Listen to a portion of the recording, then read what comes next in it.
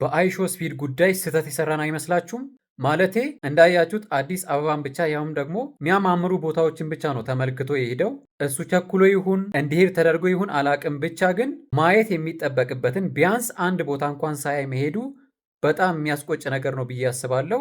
የግብጾቹን አሁን እያየው ነውና ወደ ፒራሚድ ወስደውት በተረጋጋ መንፈስ በደንብ ግብፅን እያስጎበኙት ይገኛሉና የእኛን አይታችሁ ከሆነ ፍጥን ፍጥን ያለ ነበረ።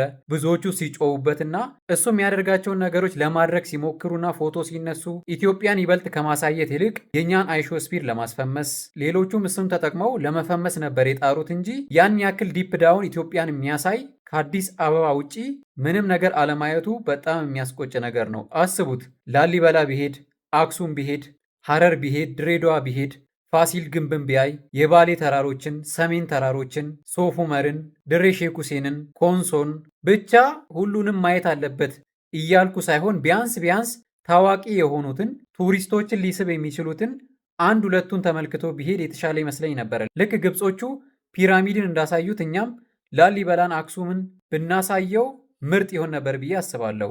ምክንያቱም ምንድን ነው መሰላችሁ? ቢያንስ ቢያንስ አዲስ አበባ ማየታቸው ፈረንጆቹ ለኢትዮጵያ ያላቸውን አመለካከት ማለትም ኢትዮጵያ ጽዱና የሚያምር ከተማ እንዳላት መረዳታቸው አይቀርም። እሱ ደስ የሚል ነገር ነው። ነገር ግን እንደምታውቁት ፈረንጆች በከተማ ያን ያክል አይደነቁም። ምክንያቱም ከኛ የሚበላልጡ በጣም በርካታ ሀገራት የሚያማምሩ ታላላቅ ከተማዎች አሉ እና በዚህ ያን ያክል ላይደነቁ ይችላሉ።